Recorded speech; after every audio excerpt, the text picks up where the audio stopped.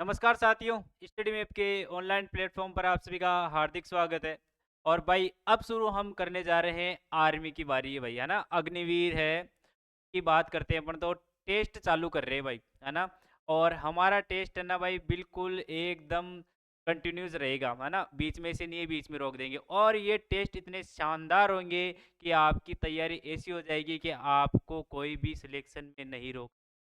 और इतने शानदार पर्सन है, बिल्कुल मेहनत करके पर्सन ला रहे हैं। सारे क्वेश्चन देखोगे, क्वेश्चन की क्वालिटी देखना, मतलब मज़ा आ जाएगा आपको कि वास्तव में यार टेस्ट है। और आपको इससे बहुत फ़ायदा मिलने वाला है, आप लोगों से बहुत आगे निकल जाओगे। ये पर्सन पढ़ लोगे ना, उसमें भी आपका बहुत कुछ काम हो जाएगा। एक तो क्या करेंगे अपन, इसमें जैसे क्वेश्चन है अपने, और उसमें क्या करेंगे, एक तो ये करा देंगे और उसमें थोड़ी बहुत व्याख्या करा देंगे, तो आपका क्या हो जाएगा, थोड़ा थोड़ा सिलेबस भी क्या हो जाएगा, पूरा पूरा कंप्लीट होता जाएगा। और आपको पता है कि यहाँ हम आर्मी में धुरंधर है भाई, इस चीज़ केआर सर का नाम चलता है भाई, है ना। पूछ लेना किसी से भी, किशनगढ़ के आसपास किसी से, केआर सर वास्तव में इस आर्मी लेवल में इतने सिलेक्शन दिए हैं, भरमार सिलेक्शन दिए हैं आसपास। बहुत नाम चलता है केआर सर का इस मामले। और मैं भी मानता हूँ इस चीज़ में, बिल्कुल उनका है भाई, दबदबा है आर्मी में। और भाई इसी की बदौलत हम फिर आर्मी की जो टेस्ट है बिल्कुल वही ला रहे हैं, एकदम क्वालिटी वाले क्वेश्चन, है ना। तो बिल्कुल बने रहना, कंटिन्यूस बने रहना आप, है ना। बिल्कुल टेस्ट आते रहेंगे और आपको बिल्कुल 100% फ़ायदा मिलने वाला, ये अपनी गारंटी है भाई, है ना।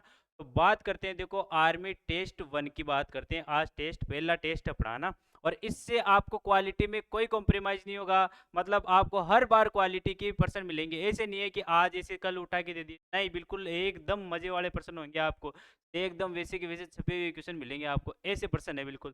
तो अपन बात करते हैं आर्मी टेस्ट 1 की, तो बिल्कुल तैयार हो जाओ आप। और अपने दोस्तों को शेयर कर दो, और जितना हो सके शेयर कर दो दोस्तों, कि अब है ना कि आपको पता है कि आर्मी में के आर सर भाई वास्तव में है, उनका नाम है, आसपास में दबदबा है उनका। ये मानना पड़ेगा आपको, लोगों से पूछना। जब सिलेक्शन होते हैं तो मतलब इतने सिलेक्शन कराए हैं खूब, है ना। तो अब आप तैयार हो जाओ, कहीं पढ़ने की जरूरत नहीं है आपको, ऑनलाइन आपको बिल्कुल टेस्ट मिलेंगे, बिल्कुल टेस्ट मिलेंगे आपको, है ना। तो बात करते हैं, देखो आर्मी टेस्ट 1 की। पहला क्वेश्चन है अपना, सुभाष चंद्र बोस हवाई अड्डा, यानी कि जो पहले दमदम हवाई अड्डे के नाम से जाना जाता है, वो कहाँ स्थित है। ये प्रश्न है भाई, पहला प्रश्न है अपना, सुभाष चंद्र बोस हवाई अड्डा कहाँ स्थित है, बताओ। देखिए पहला क्वेश्चन बताओ दोस्तों फटाफट से। तो कहाँ पर है भाई ये, अरे ये कहाँ पर है, ये अपने कोलकाता में। कहाँ पर है भाई, कोलकाता में ये अपने कोलकाता में है। और बताओ चलो, मुंबई में कौन सा है, मुंबई में अपने छत्रपति शिवाजी महाराज, है ना, अंतर्राष्ट्रीय हवाई अड्डा, ये कहाँ पर है, मुंबई में छत्रपति शिवाजी महाराज। लिख लेना साइड में कहीं भी छत्रपति शिवाजी महाराज जो अंतर्राष्ट्रीय हवाई अड्डा है वो कहाँ पर है, मुंबई में। गिनते जाना क्वेश्चन, आपके 50 में से कितने सही होते हैं, यही आपकी तैयारी का पता चलेगा कि आप कितना पढ़ रहे हो, कितना पानी में हो। और आपके नंबर बढ़ते ही रहेंगे, ऐसा नहीं है कि हमारे टेस्टों से कम हो जाएंगे, नहीं, बिल्कुल आपको फायदा मिलेगा, मैं आपको फिर कह रहा हूं आपको। तो दूसरे क्वेश्चन की बात करते हैं अपन। देखो राष्ट्रगान के रचयिता है, बिल्कुल ये तो भाई बहुत सरल प्रश्न है, ये तो आपको बताना पड़ेगा भाई। बताओ, देखिए पहला क्वेश्चन, दूसरा क्वेश्चन है पढ़ा, पहला तो हो गया ना। हाँ, राष्ट्रगान के रचयिता है, बहुत इंपॉर्टेंट क्वेश्चन है। ये नहीं आ रहा है तो बिल्कुल आपका लेवल बहुत कमजोर है भाई, ये पढ़ना पड़ेगा आपको। आ रहा है तो ठीक है भाई, है ना। तो बताओ देखिए कौन सा आएगा इसमें। अरे राष्ट्रगान के रचयिता कौन थे, रविंद्रनाथ टैगोर। अरे राष्ट्रगान कौन सा है, जन गण मन, कौन सा है राष्ट्रगान अपना, जन गण, है ना, जन गण मन, ये ना। हाँ, और बात करते हैं कि राष्ट्रगान जो है ना, संविधान सभा ने कब स्वीकार किया था, तो ये अपने किया था अपने 24 जनवरी 1950 को। और बात करते हैं कि जो बंकिम चंद्र चटर्जी वो किसके रचयिता है, तो ये है अपने राष्ट्रगीत के रचयिता है। किसके हैं भाई, राष्ट्रगीत के रचयिता। और राष्ट्रगीत कौन सा है अपना, वंदे मातरम, बिल्कुल याद रखना, इंपॉर्टेंट है। और बात करते हैं रामकृष्ण कौन थे भाई, रामकृष्ण परमहंस कौन थे, जो रामकृष्ण थे भाई कौन थे वो, अरे स्वामी विवेकानंद के गुरु थे ना, थे। और वाल्मीकि बात करें तो महर्षि वाल्मीकि जी ने किसकी रचना की थी, अरे रामायण की थी ना। हाँ, तो बिल्कुल नोट कर लो साइड में कहीं भी, अरे नोट कर लो, बहुत इंपॉर्टेंट क्वेश्चन, आपको मजा आ जाएगा टेस्ट का, ऐसे मान लो बस। आपको बने रहना, बस विश्वास रखना है, विश्वास ही सबसे बड़ी चीज होती है, विश्वास रखोगे तो जीत जाओगे, है ना दोस्तों। बिल्कुल बने रहना आप। तीसरे क्वेश्चन की बात करते हैं, भारत में सबसे लंबी सुरंग कौन सी है, बताओ देखिए। बताओ देखिए, भारत में सबसे लंबी सुरंग कौन सी है। हाँ भाई, बताओ बताओ देखिए, भारत में सबसे लंबी सुरंग कौन सी है। तो भारत में सबसे लंबी सुरंग कौन सी है, अपने पीर पंजाल है। कितनी है, 11.2 किलोमीटर की। और बात करते 11.22 किलोमीटर की, है ना। और बात करते हैं ये अपने रेलवे सुरंग है, कौन सी है, रेल सुरंग है। और बात करें अपनी जो राजमार्ग सड़क सुरंग है, वो कौन सी है, जिसको अपन चेनानी नासेरी भी बोलते हैं ना, उसका दूसरा नाम भी है। आप कमेंट करके बताना कौन सा है, देखिए बताना, है ना। उसका नाम चलो मैं बता देता हूँ, श्यामा प्रसाद मुखर्जी है। फिर भी आपको कमेंट करने पर बताना है, और कमेंट करके ये बताना है कि कितने किलोमीटर की। और तीसरी चीज ये बतानी है कि ऊंचाई पर स्थित सबसे लंबी सुरंग कौन सी है। बताना भाई, बताना, बिल्कुल आपको कमेंट करना है। आपकी तैयारी है तो बिल्कुल आप कमेंट करोगे, है ना। चलते हैं भाई आगे। देखो, भारत का प्रथम परमाणु रिएक्टर है। हाँ भाई बताओ, भारत का प्रथम परमाणु रिएक्टर कौन सा है भाई। बता दो भाई जल्दी से, कौन सा है भाई। अरे भारत का प्रथम परमाणु रिएक्टर, अरे अप्सरा। अप्सरा याद रखना, सबसे पहले कौन आई, अप्सरा। तो भारत का प्रथम परमाणु रिएक्टर, परमाणु, अरे समझाओ, परमाणु विस्फोट होता है ना, तो कौन, अप्सरा। तो याद रख लो, अप्सरा। और बात करते हैं जो आर्यभट्ट है, भारत का प्रथम प्रथम कृत्रिम उपग्रह कौन सा था, आर्यभट्ट था। नाग पृथ्वी क्या है, मिसाइलों के नाम है ना। हाँ, जो कि एपीजे अब्दुल कलाम ने बनाई थी। अरे याद आया, नहीं आया तो याद कर लो, कोई बात नहीं। और भारत का शेक्सपियर कौन है, बता दो फटाफट से जल्दी से। हाँ भाई बता दो जल्दी। इंपॉर्टेंट क्वेश्चन, क्वेश्चन ऐसे हैं कि आपको मजा आ जाएगा। आर्मी लेवल के क्वेश्चन है, ऐसे भी नहीं है कि कोई सी लेवल को टारगेट पर्सन ला रहे हैं, नहीं, बिल्कुल उसी हिसाब से सिलेक्शन कैसे नहीं होगा, होगा पर्सन ऐसे आएंगे तो बिल्कुल होगा। बताओ देख, भारत का शेक्सपियर कौन है। तो अपने भारत का शेक्सपियर कौन है, कालिदास है भाई। कौन है भाई, कालिदास। और बात करें, एक और बताओ मेरे को, भारत का नेपोलियन किसे कहते हैं रे भाई। अरे भारत का नेपोलियन, अरे ये रहा, समुद्रगुप्त। यानी कि भारत का नेपोलियन किसे कहते हैं, भारत का नेपोलियन। भारत का नेपोलियन किसे कहते हैं, अरे समुद्रगुप्त को, याद कर लेना, इंपॉर्टेंट क्वेश्चन है। और बात करते हैं भाई, भारत में कागज उद्योग कारखाना है भाई, इनमें से कौन सा है, बताओ भाई। तो वो सारे हैं, लेकिन इनमें से बताना है कौन सा है ज्यादा फेमस है, वही आता है प्रश्न, दो बता दो फटाफट से। तो अपने हैं नेपा नगर, यहाँ कौन सा है भाई, भारत में कागज उद्योग का कारखाना स्थित है। हाँ बताओ, और बताओ देखिए, कांग्रेस स्थापना दिवस कब मनाया जाता है। अब चारों बताने इसमें से, चारों इंपोर्टेंट है यहाँ पर। लेकिन अभी पहला उत्तर बताओ कि कांग्रेस स्थापना दिवस कब मनाया जाता है, फटाफट से बता दो। बता दो देखिए कौन सा आएगा, इसमें कौन सा आएगा भाई। अरे इसमें आएगा 28 दिसंबर, 28 दिसंबर। और ये बताओ कि इसकी स्थापना कब हुई थी कांग्रेस की, और किसने की थी। अरे आया कुछ याद नहीं आया, इधर देखो फटाफट से। 1885 में तो स्थापना हुई थी, और किसने की थी, ए हो ह्यूम ने की थी ना रे, ए ओ ह्यूम ने की थी ना। और बात करो, अब बताओ 28 फरवरी को कौन सा दिवस है, विज्ञान दिवस। 8 मार्च को क्या है, अंतर्राष्ट्रीय महिला दिवस। 16 सितंबर को क्या है, ओजोन दिवस। अरे लिख लो कहीं भी साइड में, है ना, इंपॉर्टेंट है। चलो आगे, जय जवान जय किसान का नारा किसने दिया था, बताओ फटाफट से। अच्छा क्वेश्चन है, बिल्कुल इंपॉर्टेंट क्वेश्चन है भाई सारे। हाँ देखो, देखिए इधर से।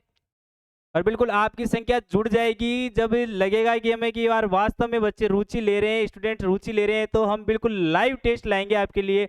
और टाइम बिल्कुल 8 बजे से रहेगा अपना, है ना। जब फ्री हो जाओगे आप 8 से 9, या आप कमेंट करके बताना कि कौन सा टाइम रखे, तो उस हिसाब से हम नाइट में रखेंगे टाइम। तो आप बता देना 8 से 9 रखे, 9 से 10 रखे, या 10 से 11 रखे। जितना आप टाइम बताओगे उसी हिसाब से अपना रहेगा। तो कमेंट ज्यादा से ज्यादा करना, तो उस हिसाब से हम देखेंगे कि कौन सा शेड्यूल सबसे अच्छा रहेगा, ये आपको करना है दोस्तों। लाइव टेस्ट का थोड़ा सा अलग मजा आता है ना। हाँ, हम भी देख लेते हैं कि कौन कौन आंसर दे रहा है, कौन नहीं दे रहा है, ऐसे तो थोड़ा पता नहीं चलता है ना। आपको कमेंट करना है कि कौन सा टाइम रखे, तो उस हिसाब से हम लाइव टेस्ट रखेंगे, है ना। ठीक है दोस्तों, इसका उत्तर बताओ, जय जवान जय किसान का नारा किसने दिया था।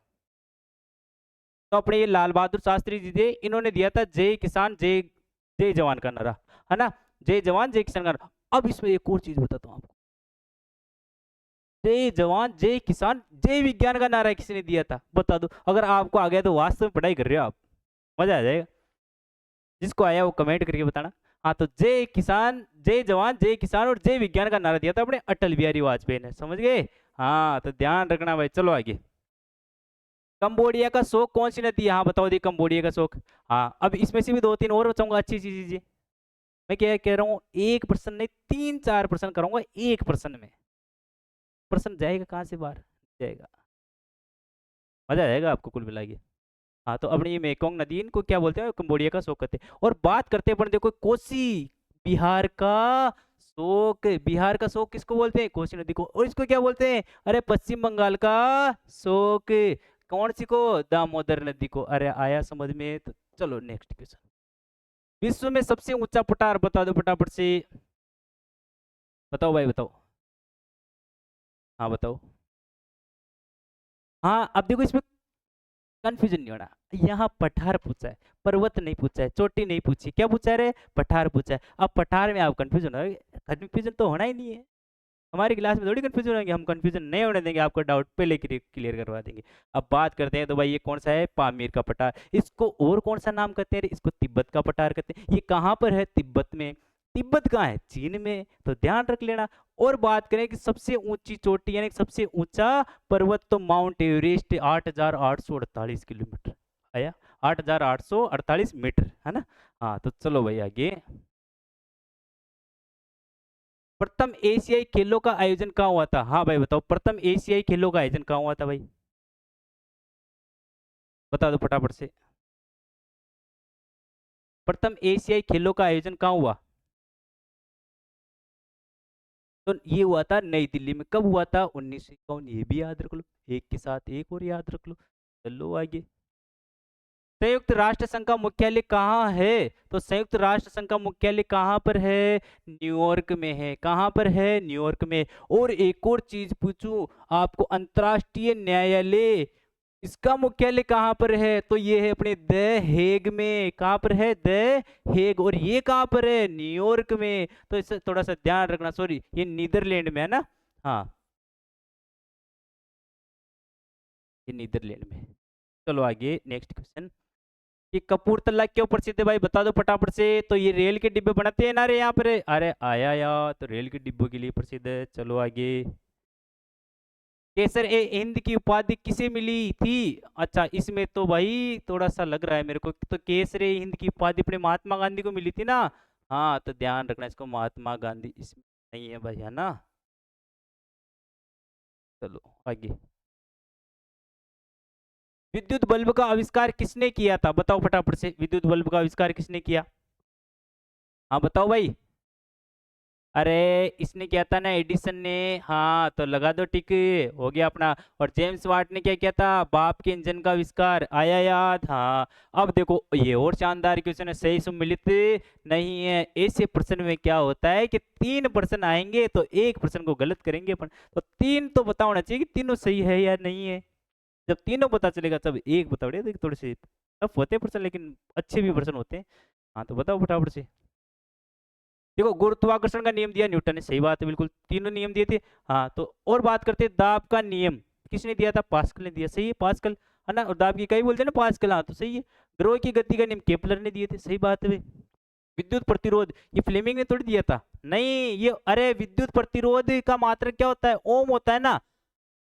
और प्रतिरोधकता का ओम मीटर होता है, तो ओम से, तो क्योंकि उसने तो आविष्कार किया था, इसकी याद में यानी कि उसकी प्रसिद्धि के लिए क्या दिया था, इसका विद्युत प्रतिरोध का मात्रक क्या होता है, ओम। इसलिए किसने करी थी इसकी खोज, यानी विद्युत प्रतिरोध की, तो ओम ने करी थी, किसने करी थी, ओम ने, है ना। तो विद्युत प्रतिरोध का मात्रक भी क्या होता है, ओम होता है, इसलिए ध्यान रखना, है ना, इंपॉर्टेंट है। तो एक दूसरे से कनेक्ट होती है चीजें। अब बताओ भाई, क्लोरोफॉर्म का सूत्र है, बता दो फटाफट से, क्लोरोफॉर्म का सूत्र क्या है भाई, अरे क्लोरोफॉर्म का सूत्र CH Cl3, अरे यही है ना। ये क्या है, कार्बन डाइऑक्साइड, CO2 है, CO2 है ना भाई। हाँ, और बात करते हैं, ये क्या है भाई, सोडियम बाइकार्बोनेट है ना, खाने का सोडा। हाँ, और ये क्या है, नौसादर NH4Cl। और बताओ भाई, भारत में अंतरिक्ष विज्ञान के जनक कौन है, बता दो फटाफट से। भारत में अंतरिक्ष विज्ञान के जनक कौन है, तो अपने विक्रम साराभाई है। और इन्होंने किसकी स्थापना की थी, इन्होंने इसरो की स्थापना की थी, ये भी ध्यान रखना है ना, इंपॉर्टेंट क्वेश्चन है।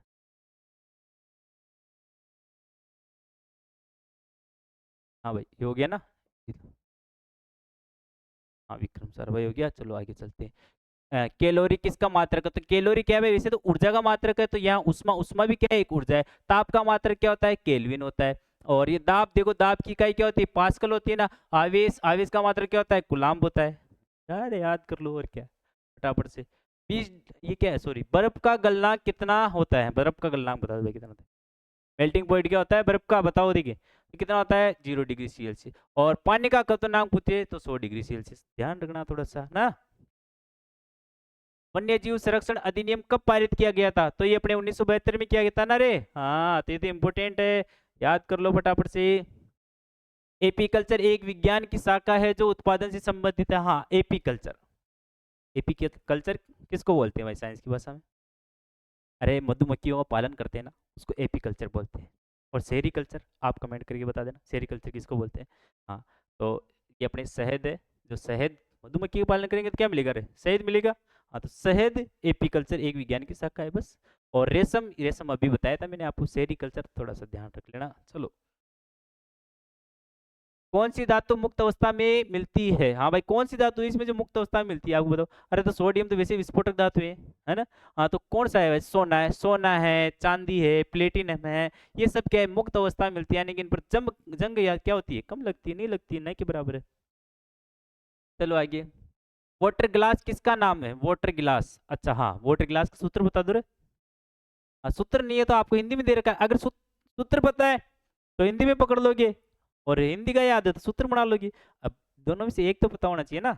हाँ बताओ, देखिए फटाफट से, कौन सा आएगा देखिए इसमें, बताओ बताओ फटाफट से, बताओ दोस्तों फटाफट से बताओ, कौन सा आएगा, सोडियम सिलिकेट। और सोडियम सिलिकेट का सूत्र बताओ, देखिए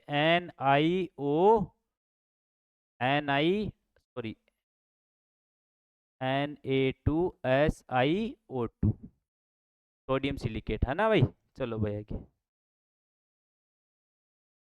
धरातल पर सर्वाधिक गैस कौन सी है, बताओ देखिए, धरातल पर सर्वाधिक गैस, तो धरातल पर कौन सी पाई जाती है, नाइट्रोजन पाई जाती है ना 78%। ये किसका है, अमोनिया का सूत्र है, NH3 है ना। ये ऑक्सीजन हो गई, ये CO2 हो गई। और नाइट्रोजन के बाद में कौन सी पाई जाती है, ऑक्सीजन पाई जाती है।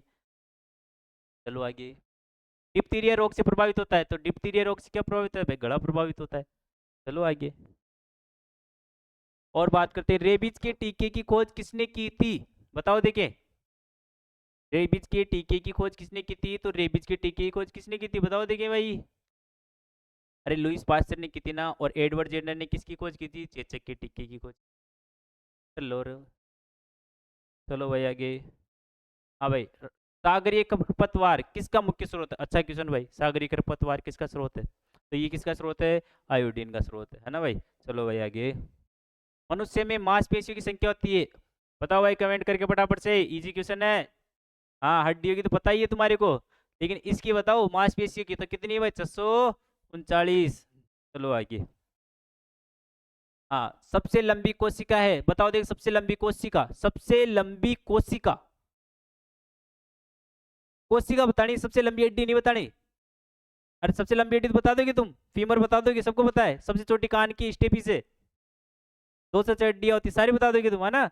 हाँ, लेकिन यहाँ क्या पूछ रहे हैं, अब यहाँ यही तो ध्यान रखना। अब क्वेश्चन क्या होता है भाई, बच्चे कंफ्यूज हो जाते हैं यहाँ पर स्टूडेंट्स, यानी कि सबसे लंबी कोशिका, वहां पढ़ ले सबसे लंबी हड्डी पे दिमाग रहता है। अगर यहाँ में, चलो वो तो दिया नहीं, फीमर दे देता तो पहला तो वही, अरे भाई कोशिका पूछा है रे, कोशिका, क्या पूछा है रे, कोशिका। सबसे लंबी कोशिका है, सबसे लंबी कोशिका कौन सी है, अपने तंत्रिका तंत्र। और ये ध्यान ये देख रखना, सबसे लंबा अंग पूछे आपको तो त्वचा है सबसे ज्यादा, पता है ना आपको, पूरा शरीर त्वचा से ढक रखा है। हाँ, और सबसे हड्डी पूछे, सबसे लंबी यानी कि सबसे बड़ी हड्डी तो फीमर है, याद रखना। सबसे छोटी है स्टेपीज। हाँ, याद रखना, कितनी हड्डियां होती है, 3 इधर होती है, 3। कान में 6 हड्डियाँ होती है, मस्तिष्क में कितनी होती है, 29 होती है, खोपड़ी में कितनी होती है, 22 होती है, कुल कितनी होती है, 206 होती है, पसलियों में कितनी होती है, 12 इधर होती है, 12 इधर होती है, 24, और एक ही बीच की स्टर्नम होती है।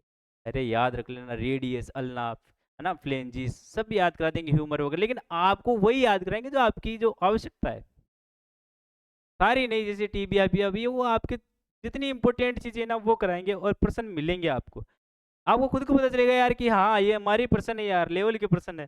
तो बिल्कुल बड़े रहना, आपको विश्वास दिलाते हैं, 100% विश्वास दिलाते हैं। हमने आज तक विश्वास जीता है, आज 15 सालों से आर्मी की सर है के आर सर। चलो मैं तो अभी से बता रहा हूँ, लेकिन के आर सर का है, उनका बहुत नाम चलता है आर्मी में। आप आस पास जाके कहीं पूछ लेना, इधर अजमेर के कहीं किधर भी कोने में जाके कि के आर सर कौन है, कोई बता देगा आपको। तो आपको पढ़ना है, अगर आर्मी में लगना है तो ये से मान लो के आर सर से पढ़ना है, 100% है ये, मैं कह रहा हूँ 100%, है ना। हाँ तो बिल्कुल दोस्तों हमारे साथ बने रहना, है ना। ठीक है दोस्तों, अपने 30 क्वेश्चन हो गए, अभी अपने के आर सर आने वाले हैं ना, तो उनसे पढ़ना बिल्कुल, वो एकदम दांसू तरीके से पढ़ाते हैं मैथ रीजनिंग, है ना। तो बिल्कुल पढ़ना दोस्तों, धन्यवाद।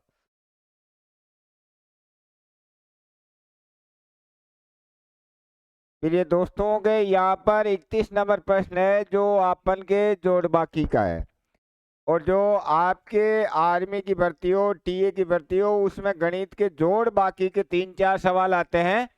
तो यहाँ पर अपन को प्रश्न दे रखा है, वो आपके सामने देखो दोस्तों के क्या दिया हुआ है। 31 नंबर प्रश्न है, उसमें है कि 6798 मतलब 6798 माइनस 111 गुणा 11 प्लस 23, ये है बराबर क्या होता है। तो दोस्तों के सबसे पहले हमें 111 को 11 से गुणा कर देते हैं। तो 111 को हम 11 से गुणा कर रहे हैं दोस्तों, गुणा करना पड़ेगा इनको। तो गुणा किया तो 111, फिर 111, तो ये गुणा करने पर आ गए हमारे पास से कितना आ गए, 1221। अब आप क्या करोगे कि 6798 में से घटाना क्या है, 1221 आप घटा देते हैं। 8 में से 1 गए 7, 9 में से 2 गए 7, 7 में से 2 गए 5, 6 में से 1 गया 5। अब 5577 आ गए। इसके अंदर दोस्तों क्या जोड़ना है, 23 हमारे को जोड़ना है। तो इसके अंदर 23 हम प्लस कर देते हैं, तो कुल मिला के ये हो गए 5600। कितना आ गए, तो इसका आंसर है वो 5700 आएगा। कितना आएगा दोस्तों, सबसे पहले हमने क्या किया, इनको गुणा कर दिया। जो ये संख्या थी 6798 से इनका गुणा हमने घटा दिया, और फिर 23 जोड़ दिया, तो हमारे पास उत्तर कौन सा आ गया, 5700 हमारे पास उत्तर आ गया। दोस्तों अगला सवाल, अगले सवाल के लिए यहाँ पर देखो दोस्तों, यहाँ हमारे पास लिखा कि x प्लस 28 गुणा 2 बराबर 32 दे रखा है। x का मान आपको निकालना है। तो दोस्तों के यहाँ पर देखो कि सवाल ये है, x प्लस 28 और गुणा 2, x प्लस 28 गुणा 2 बराबर क्या दे रखा, 32 दे रखा। अब आपको x का मान निकालना है दोस्तों। तो हम x का मान, तो सबसे पहले तो ये जो गुणा की संख्या है उसको हम भाग में भेज देते हैं। गुणा वाली संख्या कहाँ चल जाएगी, तो x प्लस 28 गुणा में जो संख्या होती है वो भाग में जाती है, तो 32/2 आ जाएगा। अब दोस्तों के हमारे को क्या करना है कि इसमें भाग दिया तो यह आ गया 16। अब x बराबर 16 का उधर 28 का पक्षांतर कर देंगे, -28। 8 में से 6 गए 2, 2 में से 1 गया 1, तो -12 हमारे पास उत्तर आ गए। कितना आए दोस्तों, उत्तर है वो -12 आए हैं। तो यहाँ पर 12 और यहाँ -12, कौन सा उत्तर आएगा दोस्तों, इसका जो आंसर है x का मान है वो -12 है। अगले सवाल के लिए, नेक्स्ट सवाल देखो दोस्तों, यहाँ पर लिखा हुआ है कि √14 √21 का गुणनफल है। अब देखो आपको क्या लिखा, √14 और √21 का गुणनफल है। तो दोस्तों इनको एक साथ लिख सकते हैं, 2 × 7 लिख सकते हैं। 21 को क्या लिख सकते हैं, 3 × 7 लिख सकते हैं। 21 को भी लिख दिया, रूट में एक साथ ही लिख दिया इनको। तो एक तो हमारे पास ये जोड़ा बन गया, जोड़ा बन गया तो वो तो बाहर आ जाएगा। और बिना जोड़े वाले कौन है, 3 दूनी 6। ये है दोस्तों बिना जोड़े के, तो 7√6 इसका आंसर आ रहा। कौन सा उत्तर आया, 7√6। ये भी देखो दोस्तों कि √14 × √21 बराबर, इनको एक साथ लिख देते हैं। 14 को क्या लिखते हैं, 2 × 7 लिखते हैं। 21 को क्या लिखते हैं, 3 × 7 लिखते हैं।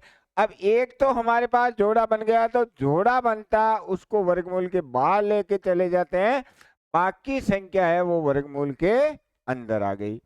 अगले सवाल के लिए दोस्तों देखो, यहाँ लिखा है कि 3% 5% का कितना प्रतिशत है। अब दोस्तों के ऐसा सवाल है कि मतलब इसके साथ का जुड़ा, तो अपन क्या कि का वाली संख्या को नीचे लिखते हैं। का वाली संख्या को कहाँ लिखते हैं, का वाली जो संख्या होती है उसको हम दोस्तों नीचे लिख देते हैं। तो 5 तो आ गया हमारे पास नीचे,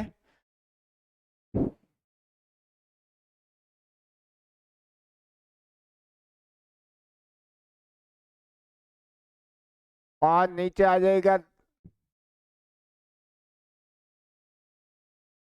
5 आ गए नीचे, ऊपर आ गए 3। प्रतिशत का मतलब हमें 100 लिखना पड़ता है। क्या लिखना पड़ता है, गुणा में 100। 5 के पहाड़े से दोस्तों काट दिया 20, 20 को 3 से गुणा किया तो हमारा उत्तर कितना आ गया, 60% हमारा उत्तर आ जाएगा। और 60% किसके अंदर है दोस्तों, 2 नंबर के अंदर हमारे 60% उत्तर है। देखो अगला सवाल, यदि किसी वस्तु का क्रय मूल्य व विक्रय मूल्य का अनुपात दिया हुआ है, आपको क्रय मूल्य का और विक्रय मूल्य का अनुपात दे रखा, लाभ या हानि, मतलब आप 4 रुपए में खरीदते हो, क्रय मूल्य 4 है, विक्रय मूल्य 5 है। आप दोस्तों 4 में खरीद करके 5 में बेचते हो। 4 में आपने खरीदा, 5 में आपने बेच दी, तो लाभ हो गया, 1 का लाभ हुआ। तो लाभ प्रतिशत क्या आ जाएगा, 4 रुपए पर 1 का लाभ, तो प्रतिशत का मतलब 100 पर निकालते हैं। 4 के पहाड़े से काटा 25, तो हमारा उत्तर आ गया 25% लाभ होगा। क्या होगा दोस्तों, 25% लाभ अर्जित होगा। अगले सवाल के लिए, नेक्स्ट सवाल आगे देखोगे, यदि यहाँ लिखा है कि 6, 5, 4, 15 का औसत 12 है, x का मान ज्ञात करना है दोस्तों के x का मान कितना आता है। तो यहाँ पर अपन x, जैसे औसत का सूत्र क्या होता है, औसत बराबर राशियों का योग, राशियों का योग बटा राशियों की संख्या, राशियों की संख्या। अब फिर ये दोस्तों के यहाँ पर हमारे पास औसत तो है 12, कितना दे रखा है, राशियों का योग करना है दोस्तों के, योग कर लेते हैं अपन। 15 और 4 19, 19 और 5 24, 24 से 6 कितने हो गए, 30 हमारे पास योगफल आ रहा है, 30 प्लस x। और यहाँ पर ये संख्याएं कितनी है दोस्तों, संख्याएं देखनी है, 1 2 3 4 5 संख्याएं हैं। हम क्या करते हैं दोस्तों के इनका हम वज्र गुणा कर लेते हैं। क्या करते हैं, वज्र गुणा करते हैं। तो 30 प्लस x बराबर 12 को 5 से किया तो 60, x बराबर 60 माइनस 30, तो हमारे पास उत्तर निकल के आ गए 30। तो जो x का मान है वो दोस्तों कितना निकल के आया, x का मान है वो 30 निकल करके आ गया। अगला सवाल दोस्तों देखो, यहाँ पर 37 नंबर का सवाल है, 140 रुपए की राशि में 50 पैसे 20 पैसे के सिक्के समान अनुपात में है, मतलब 140 रुपए की राशि है, उसके अंदर 50 पैसे वाले और 20 पैसे के सिक्के समान अनुपात में है, तो 50 पैसे के कितने सिक्के हैं? मतलब उनका अनुपात समान है। ये 50 पैसे वाले सिक्के ले लेते हैं 50 पैसे के, और यहाँ पर 20 पैसे के सिक्के। ये क्या आ गए? ये एक सिक्का है तो ये भी एक सिक्का हो गया। हमें क्या करना है कि दोस्तों के 50 पैसे वाले कितने सिक्के हैं? तो 50 पैसे के सिक्के, 50 पैसे के सिक्के 1 गुणा रुपए 140, ये रुपए तो पैसे बना लिए दोस्तों। अब देखो कि एक सिक्का 50 पैसे के, ये कुल धन था, एक सिक्का 20 पैसे का, तो कुल धन कितना आ गया हमारे पास? कुल धन आ गया 20 गुणा 1 प्लस 20 गुणा 1 या 50 गुणा 1, तो ये आ गया 70, कुल धन 70। 0 से 0 काट दिया, 7 के पारे से काटा 2, 2 को 100 से गुणा किया, तो हमारे पास 200 सिक्के निकल के आए। 200 सिक्के तो दोस्तों 50 पैसे वाले होंगे, 200 ही सिक्के हमारे पास 20 पैसे वाले हो जाएंगे। अगला सवाल, एक संख्या के आधे का 2/3 18 है, तो संख्या कौन थी? मतलब उस संख्या के आधे का 2/3 करना। तो दोस्तों यहाँ तो आधा होता नहीं, आधा है, आधा क्या हुआ? आधा किया 28, इसका 2/3 किया, क्या किया? 2/3, तो ये तो 18 आएगा नहीं, इसमें भी नहीं आएगा। अब इसमें देखो, आधा किया, अब 54 का आधा कितना हुआ? 27, उसका कितना करना? 2/3, तो 3 से काटा 9, 9 दूनी 18, तो हमारा बाई ऑब्जेक्ट कितना आया उत्तर?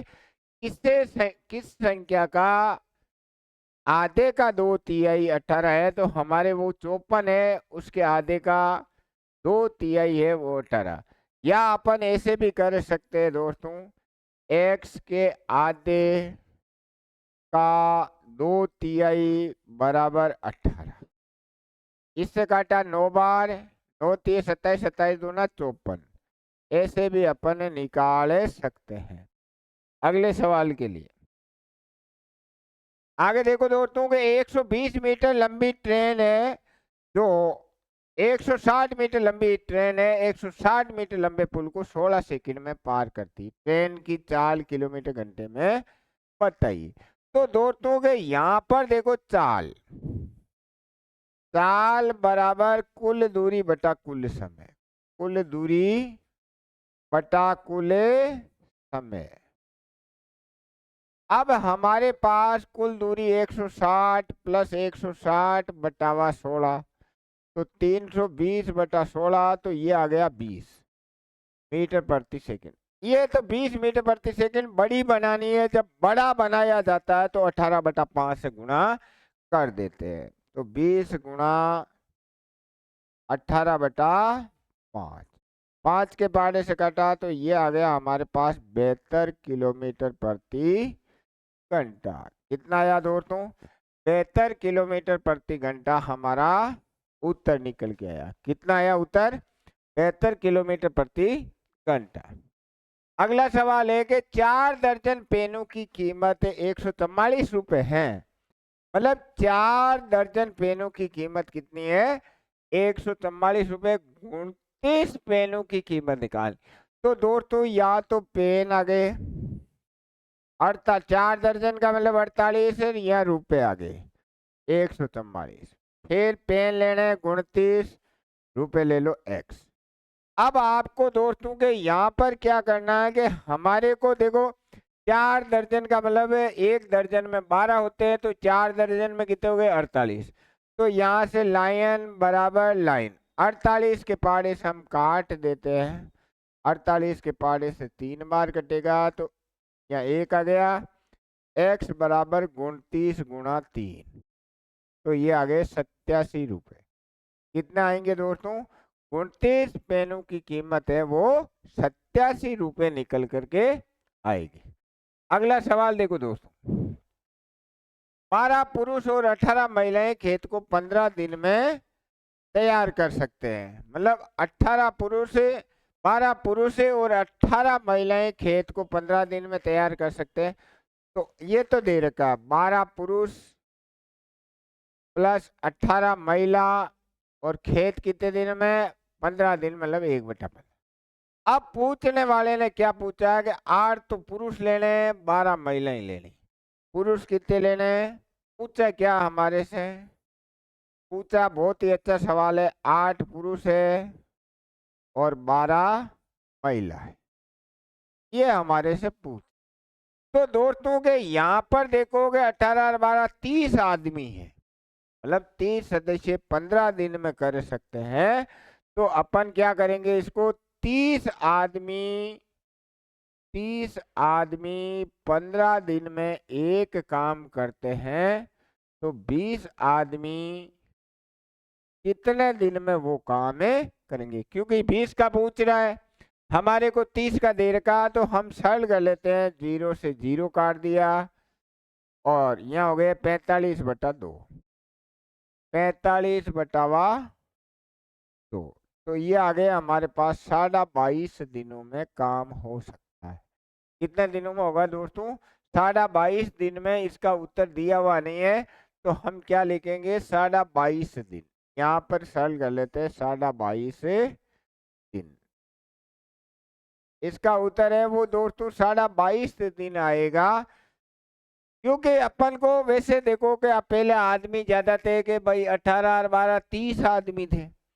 30 आदमी को ही 15 दिन लग रहे हैं, तो दिमाग लगा लो कि आपके अब तो 20 ही आदमी खेत में भेजने हैं, तो दिन तो ज्यादा लगने हैं। तो हमारे उत्तर कितना आ गया, 22.5 दिन आ गया। अगला सवाल देखो दोस्तों, 3 डिग्री का संपूरक कोण है। दोस्तों जब संपूरक की बात आए तो 180 में से आपको घटा देना है। 3 डिग्री का संपूरक, तो आपको 180 में से घटाना है दोस्तों। 180 माइनस 3, तो ये आ गया 177 डिग्री। 3 डिग्री का जो संपूरक कोण है वो कितना है, 177 डिग्री है। अगला सवाल देखो,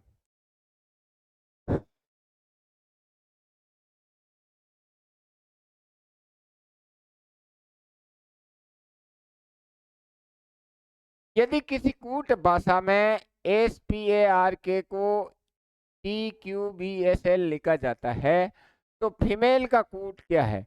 अब दोस्तों यहाँ पर देखो, SPARK, इसको हम क्या लिख रहे हैं, TQBSL लिख रहे हैं। अब देखो एस के बाद में क्या आता है, जब आप ABCD बोलते हैं तो एस के बाद में आता है आपके टी आता है, बी के बाद में क्यू आता है, ए के बाद में बी। मतलब एक एक अक्षर आपके बढ़ रहा है। क्या कर रहा है, एक एक अक्षर आपके बढ़ रहा है। तो यहाँ पर FLAME, एक बढ़ाओ, आपको एक को बढ़ाया तो एप आ जाएगा, एक बढ़ाया तो एन आ जाएगा, ए में एक बढ़ाया तो बी आ जाएगा,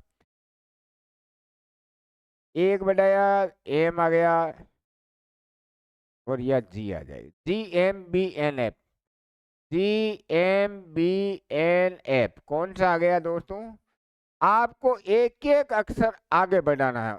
ये कूट भाषा का रीजनिंग का सवाल है। अगला सवाल, नेक्स्ट सवाल है कि ए का परिचय देते हुए बी ने कहा उसके पिताजी, ए का परिचय देते हुए बी ने कहा उसके पिताजी मेरे पिताजी के इकलौते पुत्र हैं, बताइए बी ए से किस प्रकार ये रिश्ता है। दोस्तों ए का परिचय, मान लो ए या अज्ञात है, ए क्या है, अज्ञात। बी ने कहा, बी की जगह आप खुद ले लो, बी को क्या ले लो, खुद का नाम ले लो, खुद स्वयं, जैसे आप हो। तो बी ने कहा उसके पिताजी मेरे पिताजी के इकलौते पुत्र हैं। मतलब बी क्या कहता है, ए का परिचय देते, इसके पिताजी, इसके पिता, मतलब ए के पिता पता नहीं, बी ने कहा कि उसके पिताजी, बी कहता है कि उसके पिताजी, के पिताजी मेरे पिताजी। अब खुद के पिताजी, ये क्या, खुद के पिताजी, बच्चों आप खुद के पिता लिख दो, खुद के पिता, खुद के पिताजी के इकलौते पुत्र है। तो खुद के पिताजी के इकलौते पुत्र है वो कौन है, इसके पिता है। समझ में आया दोस्तों? ये देखना कि ए का परिचय देते हुए बी कहता है, बी में आप क्या खुद का नाम लिख लेना, जैसे खुद लिख लिया। अब क्या करना, बी क्या कहता है कि बी ने कहा कि उसके पिताजी, उसके मतलब ए के पिताजी, अब ए के कोई पिताजी होंगे, वो ए के जो पिता है वो देखना कि बी ने कहा कि उसके पिताजी मेरे पिताजी, आप मतलब आप खुद के पिताजी के इकलौते पुत्र। अब खुद के पिताजी के इकलौते पुत्र कौन हुए, आप खुद हुए, आप खुद हुए कि नहीं, इकलौते पुत्र हैं, कौन है, इसके पिताजी है, मतलब इसके पिताजी है वो कौन है, खुद ही हो गया, अगली इसके पिता है वो खुद ही हो गया। इसका मतलब आपको ये देखना है कि बी ए से किस प्रकार से संबंधित है। तो पुत्र हुआ अग्नि, भाई पुत्र हो गया तो इसका उत्तर क्या हो गया, पुत्र, इसका उत्तर आ जाएगा। अगला सवाल, एक सवाल है कि यहाँ पर देखो दोस्तों के यहाँ लिखा है 79 लिखा है, 74 लिखा है, 70 लिखा है, 67 लिखा है, 65 लिखा है। तो यहाँ से देखो 5 कम हुए, फिर 4 कम हुए, फिर 3 कम हुए, फिर 2 कम हुए, अब 1 कम होके आपका उत्तर 64 प्राप्त हो जाएगा। तो आपका उत्तर कौन सा आएगा दोस्तों, ये श्रृंखला है कि इसमें क्या है कि पहले 5 घटाए, फिर 4 घटाए, फिर 3 घटाए, 2 घटाए, अब 1 घटाने 65 माइनस 1 क्या हो गया, 64 आपका उत्तर है। अगला सवाल, शेर मतलब शावक, शेर के बच्चे को दोस्तों के शावक कहते हैं। अब आप देखोगे मुर्गी के बच्चे को क्या कहते हैं, शेर के बच्चे को शावक कहते हैं, मेमना तो भेड़ के बच्चे को कहते हैं, भेड़ के बच्चे को मेमना कहते हैं। अब आपको ये देखना है कि मुर्गी का बच्चा होता है वो चूजा कहलाता है, क्या कहलाता है, मुर्गी का बच्चा है वो चूजा कहलाता है, भेड़, शेर के बच्चे को शावक कहते हैं, मुर्गी के बच्चे को चूजा कहते हैं। अगला सवाल, यदि किसी वर्ग का क्षेत्रफल दे रखा है तो उसकी भुजा निकालनी है। दोस्तों आपको वर्ग का क्षेत्रफल दे रखा है, मतलब भुजा स्क्वायर दे रखा है, वर्ग का क्षेत्रफल भुजा स्क्वायर 144 होता है, तो भुजा कितनी आ जाएगी दोस्तों, 144 का वर्गमूल ले लेंगे हम, तो ये आ जाएगी 12। आपके जो भुजा है वो कितनी आएगी, भुजा आपके निकल के आ जाएगी 12। अगला प्रश्न देखो दोस्तों, 18, 45 और 72 का में से पे क्या होगा।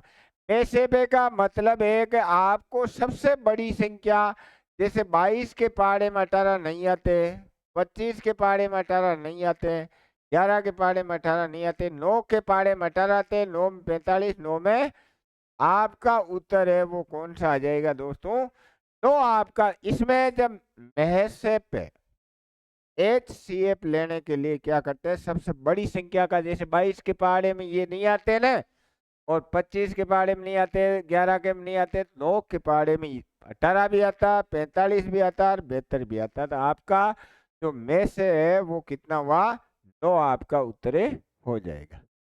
अगला सवाल, 2 महिलाएं एक काम को 21 दिन में कर सकती है, तो 7 महिलाएं उस काम को कितने दिन में करेगी। तो दोस्तों के इसके लिए क्या है कि व्यक्ति 9 है, दिन 21 है, एक काम को करती है, 7 महिलाएं x दिन में उसी काम को करेगी। 7 के पहाड़े से काटा 3 बार, 9 3 27, हमारे उत्तर निकल के आ गए, कितना है दोस्तों, 27 दिनों में वो 7 महिलाएं काम को कर सकती है।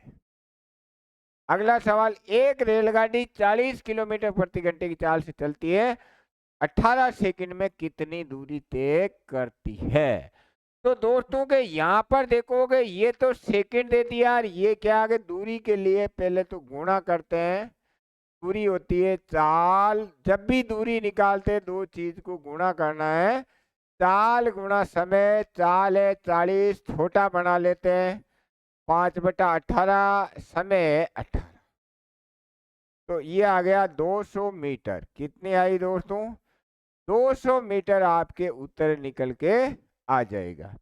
अगले सवाल के लिए दोस्तों, तो दोस्तों के मतलब आपको 50 सवाल पूरे कंप्लीट कराए, जीके भी करवा दी, साइंस करवा दी, रीजनिंग करा दी, आपकी धमाकेदार तैयारी करवाने वाले हैं।